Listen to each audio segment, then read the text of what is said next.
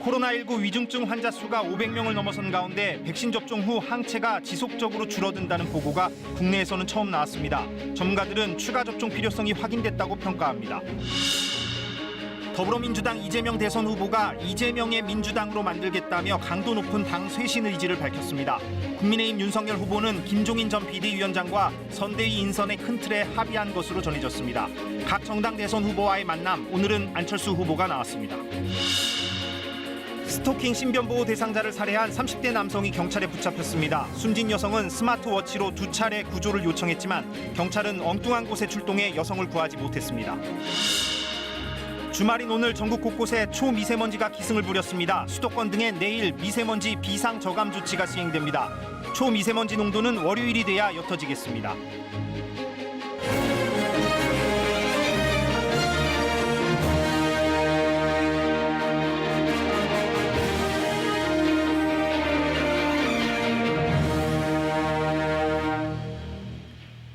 네, 여러분 안녕하십니까. 코로나 소식으로 9시 뉴스 시작하겠습니다.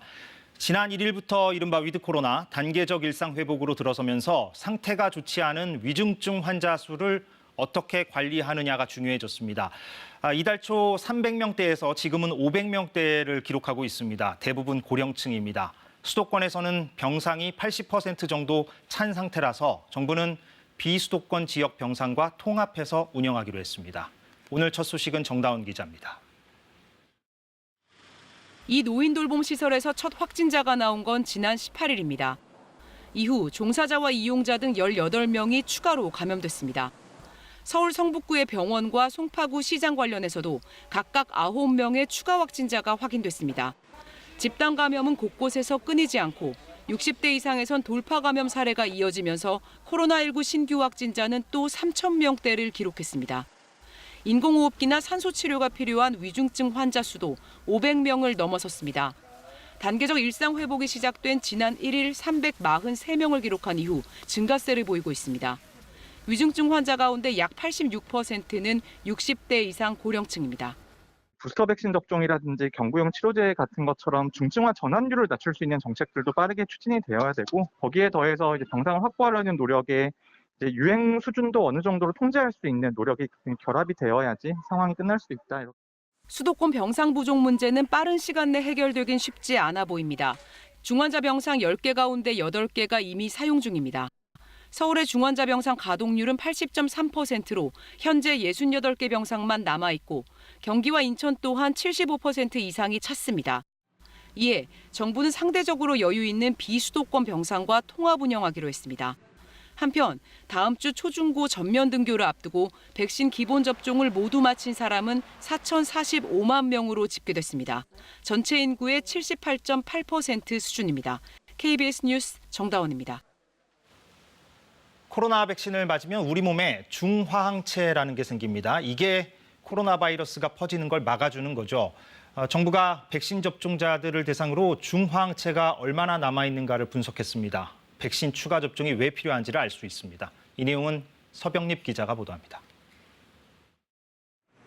기본 접종을 마친 뒤 각 백신별 중화항체가 형성되는 양은 차이를 보였습니다. 접종 완료 초기 중화항체량은 mRNA 백신인 모더나 접종자가 가장 많았고 그 다음이 화이자였습니다. 아스트라제네카 접종자는 mRNA 백신 대비 7분의 1에서 5분의 1 수준이었습니다. 다만 항체량이 일정 정도 수준이 되면 백신 효과는 있기 때문에 접종 초기 항체량만으로는 백신의 예방 효과 자체를 비교하긴 쉽지 않습니다. 높을수록 예방 효과가 높을 가능성이 있고 더 오래 지속될 가능성은 있는데, 그렇다고 해서 그게 무조건 더 높다 또는 그 몇 배다 이렇게 설명하는 건 적절하지는 않다는 거죠. 대신 주목해야 하는 건 시간경과에 따른 항체량의 변화입니다. 시간이 흐르면서 항체량 감소는 대부분의 백신에서 동일하게 확인됐습니다. 화이자 백신의 경우 3개월이 지나자 기본 접종 직후 양보다 절반 이하로 떨어졌고 5개월이 지나자 약 11% 수준까지 감소했습니다. 아스트라제네카 백신이나 얀센 백신도 3개월 이후엔 절반 수준으로 떨어졌습니다. 특히 교차 접종의 경우엔 14% 수준까지 급감했습니다. 정부가 추가 접종을 앞당긴 것도 이런 이유 때문입니다. 전체적으로 한 3개월, 5개월에 항체가가 충분히 많이 떨어진다. 저희 연구 결과에서도 그렇게 나왔고요. 외국 자료처럼 또 똑같이 항체가들이 떨어지고 있기 때문에 부스터샷은 반드시 해야 된다. 이번 접종자 항체 분석은 60살 미만 969명을 대상으로 이뤄졌는데 방역당국은 앞으로 고령층과 소아청소년, 임신부에 대해서도 추가적인 분석을 진행해 결과를 발표할 예정입니다. KBS 뉴스 서병립입니다. 자, 이렇다 보니 미국은 백신 추가 접종 대상을 넓혔습니다. 18살 이상 모든 성인에게 추가 접종을 권고했습니다. 다른 선진국들도 비슷한 움직임을 보이고 있습니다. 워싱턴 김양순 특파원이 전합니다. 미국에서 모더나와 화이자 백신을 맞고 6달이 지났다면 추가 접종을 하라는 권고가 나왔습니다. 대상은 18살 이상 모든 성인, 특히 50살이 넘었거나 장기 요양원에 거주한다면 반드시 추가 접종을 하라는 게 미 질병통제센터 자문단의 만장일치 결론입니다. We have 11 yeses and 0 nos, and vote number 2 passes.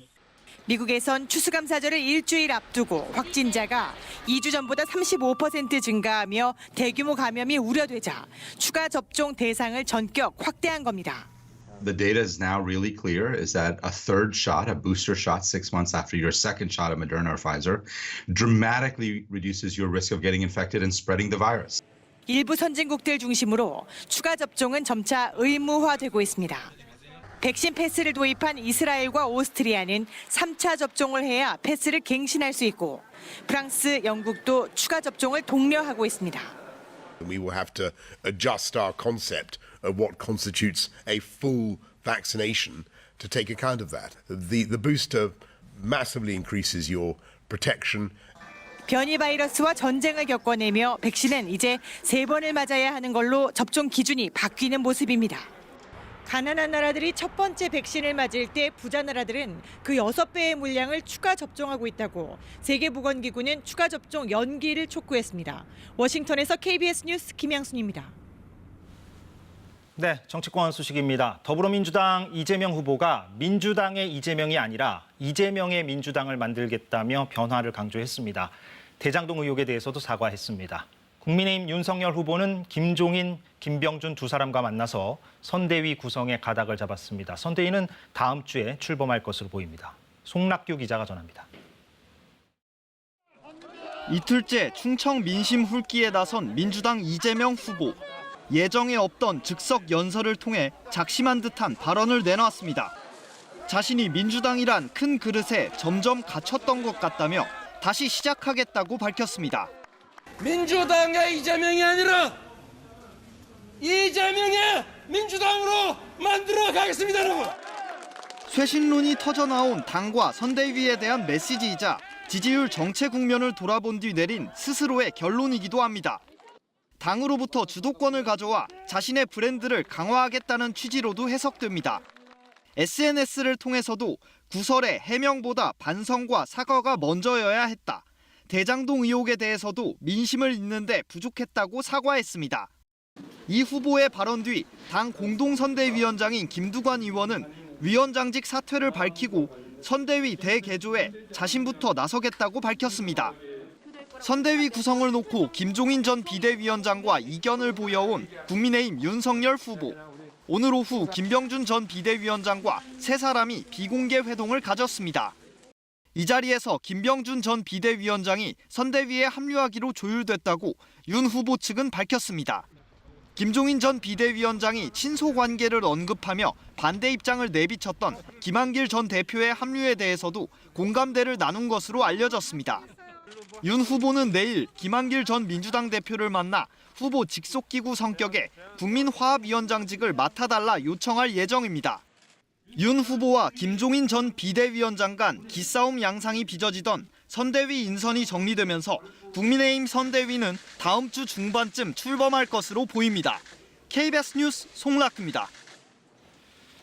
네, KBS 9시 뉴스에서는 각 정당 대선 후보를 차례로 만나고 있습니다. 이재명, 윤석열, 심상정 후보에 이어서 오늘은 국민의당 안철수 후보입니다. 바로 시작하겠습니다.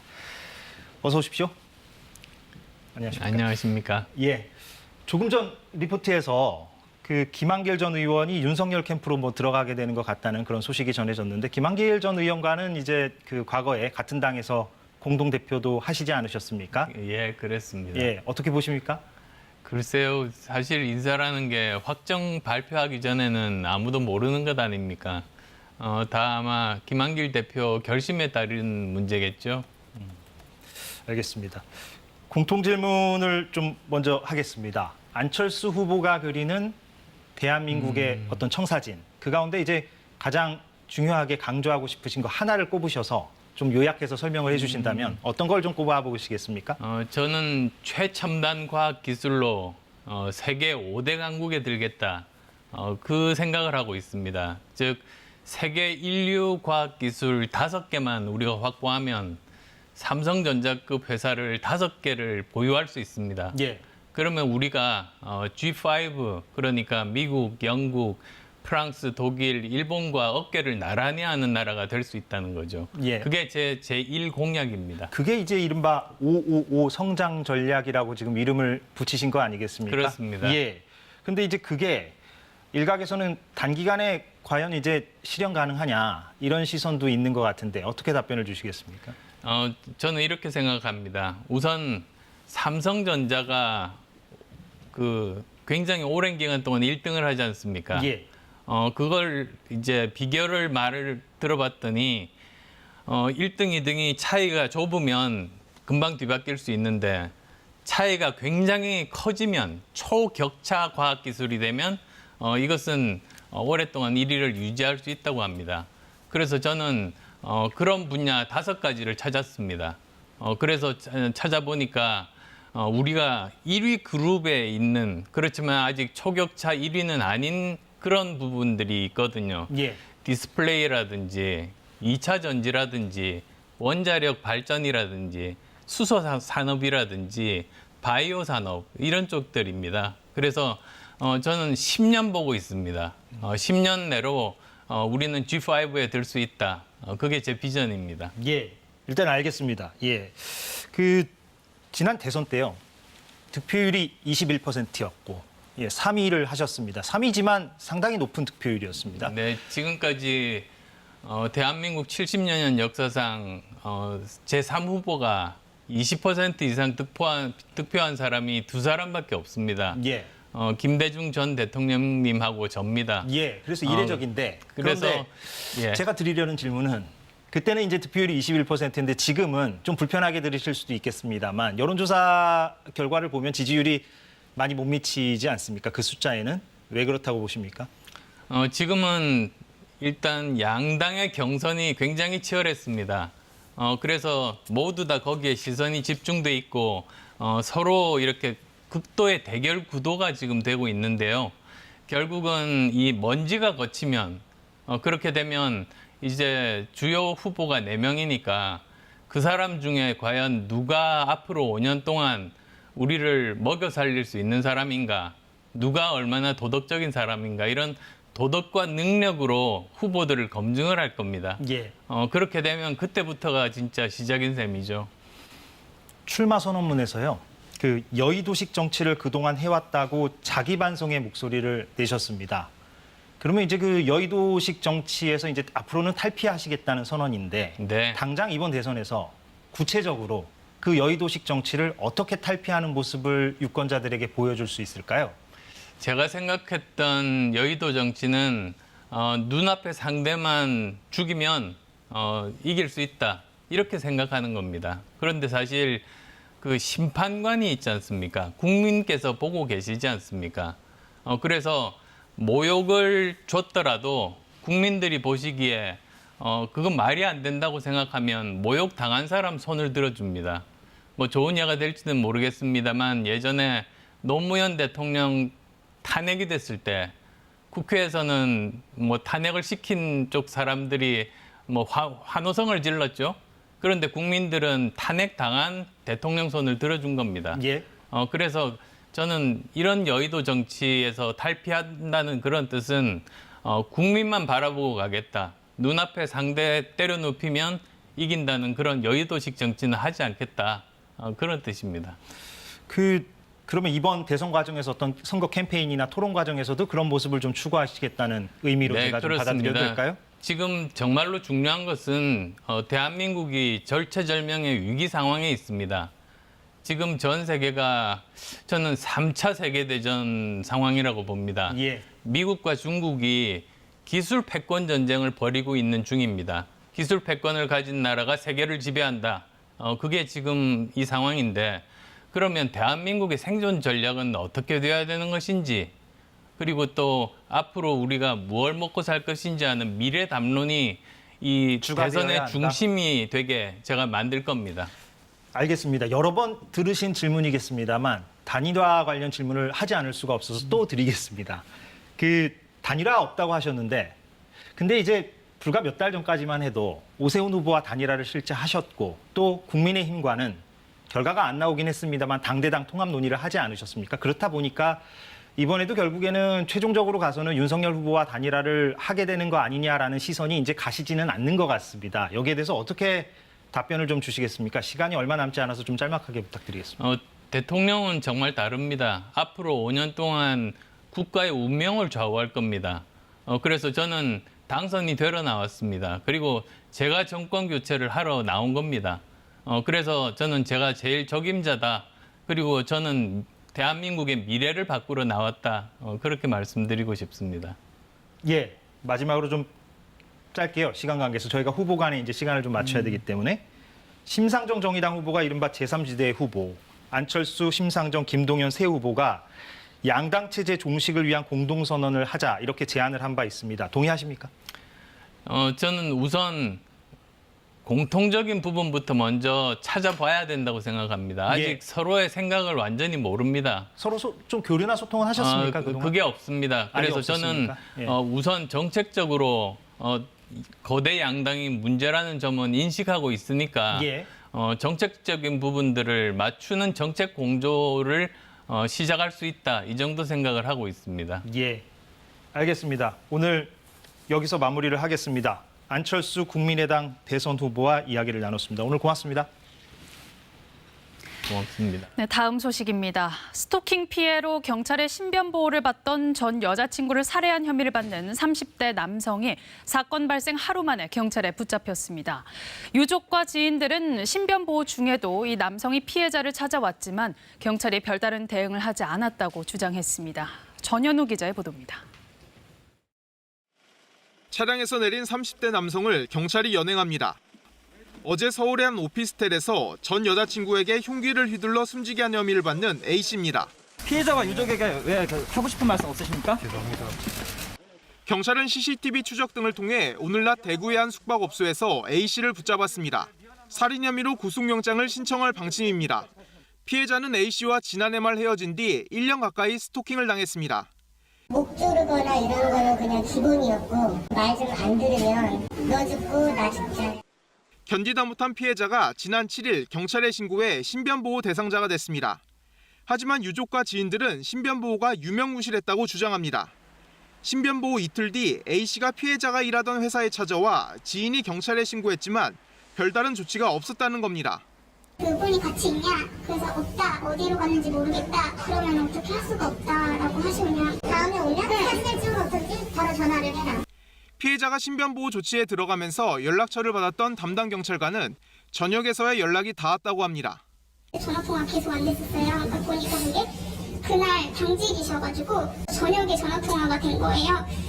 서울 중부경찰서 관계자는 신변보호 조치 뒤 A씨가 피해자를 찾아갔는지 여부 등은 보고받은 게 없고 피해자가 신변보호 대상이 된 뒤부터 지속적으로 연락했다고 밝혔습니다. KBS 뉴스 전현우입니다. 네, 이번 사건과 관련해 경찰의 출동 과정도 도마 위에 올랐습니다. 피해자는 지급받은 스마트워치로 2차례나 긴급 상황을 알렸는데 경찰이 피해자의 위치를 잘못 파악해 엉뚱한 곳을 헤맸고 결국 첫 신고 뒤 12분이 지나서야 현장에 도착한 건데요. 경찰의 신변보호 대응 시스템에 허점이 있다는 지적이 나옵니다. 이어서 강병수 기자입니다. 경찰의 신변보호를 요청해 스마트워치를 지급받은 피해 여성. 숨지기 전 스마트워치로 2차례 긴급 상황을 알렸습니다. 첫 신고는 어제 오전 11시 29분. 신고 접수 3분 만에 경찰이 도착했지만 엉뚱하게도 사건이 일어난 피해자 집에서 400m 넘게 떨어진 곳이었습니다. 그 사이 피해자는 2차 신고를 했고 결국 경찰은 첫 신고 뒤 12분이 지나서야 사건 현장을 찾았습니다. 피해 여성은 이미 흉기에 찔린 뒤였습니다. 경찰은 기술적 한계로 처음 파악한 스마트워치의 위치와 피해자 집 사이에 오차가 있었다고 밝혔습니다. 현행 112 시스템은 기지국 중심으로 신고 위치를 찾는데 최대 2km 정도 오차가 있다는 게 경찰 설명입니다. 경찰은 지난달부터 개선된 위치 확인 시스템을 시범 운영 중이지만 제대로 작동하지 않았습니다. 해당 시스템은 스마트워치용 앱을 활용해 기지국과 무선 인터넷, GPS의 위치 정보를 동시에 확인하고 오차 범위를 50m 내로 줄입니다. 하지만 신고를 접수한 서울경찰청에는 해당 앱을 설치한 업무용 휴대전화가 없었습니다. 기존 112 시스템으로 신고 위치를 찾고 경찰관을 출동시키는 과정에서도 혼선은 이어졌습니다. 피해 여성은 중부경찰서에 등록된 신변보호 대상자였지만 112 기지국 값이 남대문경찰서 관할로 잡히면서 신고를 접수한 서울청은 계속 남대문경찰서로 지령을 내렸던 걸로 파악됐습니다. 경찰은 이번 사건을 계기로 스마트워치 등 신변보호 대응 시스템 전반을 재점검하겠다고 밝혔습니다. KBS 뉴스 강병수입니다. 네, 오늘 날씨가 많이 갑갑했습니다. 어제와 오늘 초미세먼지가 기승을 부리고 있습니다. 내일도 비슷할 것 같습니다. 김덕훈 기자입니다. 재를 쏟아부은 듯 온통 회색입니다. 하늘과 건물의 경계, 강과 땅의 경계 모두 뭉개졌습니다. 색도 경계도 명확했던 닷새 전과 비교하면 차이가 더 분명히 드러납니다. 지상에서 550m 높이에 설치된 CCTV 화면입니다. 잘못 찍은 필름 사진처럼 색이 바랬습니다. 코로나에도 북적이던 주말 한강공원, 오늘은 한산했습니다. 높은 초미세먼지 농도 탓에 나들이객들이 발길을 끄는 겁니다. 이틀째 서울 등 수도권에 초미세먼지 주의보가 내려진 가운데 농도도 종일 매우 나쁨 수준을 기록했습니다. 초미세먼지 주의보는 시간당 평균 초미세먼지 농도가 세제곱미터당 75 마이크로그램 이상이 2시간 지속되면 내려집니다. 이 밖에도 전남, 경남 등을 뺀 대부분 지역에서 나쁨 수준 이상을 보였습니다. 국외에서 유입된 미세먼지뿐만 아니라 대기 정체가 되면서 국내에서 발생된 미세먼지가 혼합이 되면서 농도가 높아진 겁니다. 고농도 초미세먼지는 내일까지 이어지겠습니다. 서울, 경기는 매우 나쁨, 인천, 강원 영서, 충청, 전북, 대구 경북은 나쁨입니다. 이에 따라 수도권과 충남북에서는 내일 아침 6시부터 밤 9시까지 석탄발전소, 소각장 등 대기오염물질 배출 사업장의 운영 시간을 줄이는 등 미세먼지 비상저감 조치를 시행합니다. 밤부터는 전국에 비가 내리고 강한 바람이 불면서 차츰 해소돼 모레인 월요일부터는 초미세먼지 농도가 전 지역에서 낮음 수준을 회복할 전망입니다. KBS 뉴스 김덕훈입니다. 수능 시험은 끝났고 오늘부터 각 대학별로 논술과 면접이 진행됩니다. 많은 수험생들이 한꺼번에 움직이는 만큼 대학들도 방역에 비상입니다. 이지은 기자가 취재했습니다. 대학교 앞이 논술 시험을 치르기 위해 모인 수험생들로 북적입니다. 긴장감 속에 하나둘 발걸음을 옮기고 안내 요원들은 외부인 출입을 막기 위해 일일이 수험표를 확인합니다. 코로나 때문에 사전에 코로나 문진표도 작성을 좀 하고 거리 두기를 꽤 철저히 하고 하는 걸로. 오늘 연세대와 서강대 등 35개 대학이 면접과 논술 시험을 치렀고 내일도 21개 대학이 예정돼 있습니다. 이틀 동안 대학별 평가에 응시하는 수험생은 최대 21만 명. 전국 각지에서 이동해 각 고사장으로 한꺼번에 몰리는 만큼 무엇보다 감염 확산이 걱정됩니다. 환기도 수시로 하고 손소독도 수시로 하고 방역을 굉장히 꼼꼼히 챙기신 것 같아요. 대학들은 외부인 출입을 전면 통제하고 발열 체크와 QR 인증 등을 거쳐 입시를 하도록 했습니다. 자가격리자는 대학 내 마련된 별도 고사장에서 시험을 치르도록 했습니다. 하지만 대부분 학교에서 확진자는 시험을 볼 수 없습니다. 확진자는 병원이나 생활치료센터, 자택 등을 벗어날 수 없는 데다 마스크를 벗고 치르는 실기시험 등도 보기 어렵기 때문입니다. 확진자 응시 여부는 각 대학의 자율에 맡겨져 있어 강제할 수도 없는 상황. 비대면 면접 등을 포함해서 여건이 허용되는 범위 내에서 좀 최선을 다해달라는 말씀을 권고드린 바 있습니다. 다음 주말에도 22만여 명이 대학별 고사를 앞두고 있는 가운데 수험생들은 방역수칙 준수와 감염 예방 등에 어느 때보다 유의해야 할 시기입니다. KBS 뉴스 이지은입니다. 미국에서 인종차별에 반대하는 시위대에 총을 쏴 2명을 살해한 10대 청소년에게 무죄가 선고돼 논란이 일고 있습니다. 명백한 살인인데 면죄부를 줬다. 이것 또한 인종차별 아니냐며 미국 전역에서 시위가 잇따르고 있습니다. 워싱턴 이정민 특파원입니다. 지난해 8월 흑인 남성이 경찰 총격으로 불구가 된 데 항의하는 격한 인종차별 반대 시위가 일어났습니다. 도시를 지키겠다며 시위대를 반대하는 자경단에 낀 17살 카일 리튼하우스는 시위대와 마주하자 들고 있던 총을 쏴 2명을 살해했습니다. 재판에 붙여진 리튼하우스는 눈물을 흘리며 정당방위였다고 주장했습니다. 하지만 검찰은 총기 소지가 불법인 미성년자가 반자동 소총 등을 미리 준비한 점을 들며 반성의 기미조차 없는 그저 난폭한 자경단원이라고 반박했습니다. 미국 내 인종차별은 얼마나 심각한지, 총기 소지는 옳은지, 정당방위의 정의는 무엇인지 논란을 불렀던 재판이 오늘 끝났는데 결론은 모든 혐의에 무죄였습니다. We the jury find the defendant Kyle H. Rittenhouse not guilty. 리튼하우스는 기쁨의 눈물을 쏟았지만 미국 전역에서는 규탄 시위가 잇따랐습니다. 명백한 총기 살인범이 어떻게 무죄냐? 흑인이었어도 무죄였겠느냐는 겁니다. It's sad, it's sickening. It just gives people an excuse to kill people. It's absurd to me and it really reveals how broken the system is. 바이든 대통령은 분노는 이해하지만 배심원단의 결정이라며 평화적 의사표현을 당부했습니다. 반발이 폭력 시위로 이어질까 우려한 겁니다. 워싱턴에서 KBS 뉴스 이정민입니다. 네, 날이 조금씩 추워지면 생각나는 간식 중 하나가 바로 따뜻한 붕어빵이죠. 그런데 최근 몇 년 사이 붕어빵 파는 곳이 눈에 띄게 줄어서 좀처럼 사 먹기 어려워졌는데요. 이제는 붕어빵 노점을 찾아주는 휴대전화 어플까지 등장했다고 합니다. 김초롱 기자의 보도입니다. 겉은 바삭바삭 노릇노릇, 속은 촉촉. 어른아이 할 것 없이 모두가 즐기는 국민 간식 붕어빵입니다. 그것도 80개랬지? 네, 그리고 슈크림 4개요. 요즘처럼 날이 추울 때 한 입 베어 물면 온기가 몸속 가득 번져갑니다. 맛있죠. 저도 학교 끝나고 사 먹었던 기억이. 하지만 해가 갈수록 붕어빵 장사가 쉽지 않습니다. 힘들죠. 저 가스값도 지금 한 톤에 한 4만 원이 넘어가더라고. 작년 같은 경우에는 한 3만 4, 5천 원. 치솟는 재료값도 부담입니다. 팥의 도매 가격은 최근 4년 사이 50% 이상, 밀가루 값은 10% 가까이 올랐습니다. 여기에 코로나19로 거리를 오가는 사람마저 줄면서 골목길 붕어빵 노점은 하나둘 사라져가고 있습니다. 대단히 아파트 단지에 초등학교까지 있는 동네입니다. 지난해 겨울 이곳에는 붕어빵 가게가 하나 있었는데요. 지금은 없습니다. 한 붕어빵 체인의 경우 최근 3년 사이 점포 수가 5분의 1은 줄었다고 합니다. 인도라고 이제 단속을 하니까 못하게 되고 코로나 때문에 급을 내가 안 하는 사람도 있고. 없으면 더 먹고 싶은 게 사람 마음. 골목골목 숨어있는 노점을 찾아주는 휴대전화 앱까지 등장했습니다. 옛날에는 많았는데 좀 지금은 없어지니까 좀 많이 아쉬워요.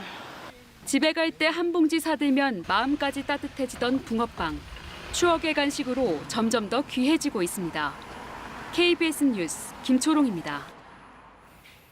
주말엔 문화 시간입니다. 세종대왕 때 만들어진 조선 최초의 공중시계 앙부19 한 점이 오랜 세월 해외를 떠돌다가 고국으로 돌아왔습니다. 이 과학적인 정교함은 물론 뛰어난 예술성까지 자랑하는데요. 우리의 진정한 명품 김석 기자가 소개합니다. 조선 세종 때인 1434년 백성들이 오가는 거리에 처음 등장한 가마솥 모양의 물건. 조선 최초의 공중시계 앙부19입니다. 임금님께서 백성들한테 이런 좋은 시계를 만들어 주시다니 이 고마운 일일세. 사람이 모이는 길 옆에 설치하여 백성들이 일할 때를 알게 될 것이다. 실록은 이렇게 전합니다. 최근 미국에서 돌아온 앙부 19입니다. 지름 32.4cm, 높이 15cm, 무게만도 10kg이 넘는 당당한 크기에 북극 고도를 가리키는 바늘부터 은실을 박아 넣은 글자와 선, 몸체를 떠받드는 다리까지 장인의 뛰어난 조각 솜씨가 유감없이 발휘된 명품입니다. 국내에 남아있는 다른 유물과 달리 방위 표시가 없고 절기를 표시한 선도 더 적습니다. 다른 그 무엇보다도 아주 실용적이고 간편하고 또 소규모로 이렇게 제작이 됐기 때문에 이렇게 옮길 수도 있고, 그래서 아마 이것은 그 후에 좀 더 간편하게 기능적인 것만 살린 그런 모습인 것 같습니다. 앙부 19 중에선 드물게 밑받침이 3개인 점도 특징적입니다. 조선 후기에 제작된 거로 추정되는 이 유물은 독일의 한 시계 박물관에 오랜 기간 소장됐다가 최근 미국 경매에 나온 걸 국내로 환수한 겁니다. 세종대왕 때 만든 초기 유물이 단 한 점도 남지 않은 데다 조선 후기에 만든 것도 보물 2점을 포함해 국내 단 8점뿐일 정도로 희소성이 큽니다. 시계를 하나 보더라도 백성을 위해서 한글을 창제한 것과 같이 이 시계 속에 백성을 사랑하는 애민 정신이 있어요. 그래서 누구나 절기도 할 수 있고 시간도 할 수 있도록. 긴 세월을 딛고 고국으로 돌아온 이 귀중한 유물은 오는 24일까지 경매 전시장에서 무료로 만나볼 수 있습니다. KBS 뉴스 김석입니다.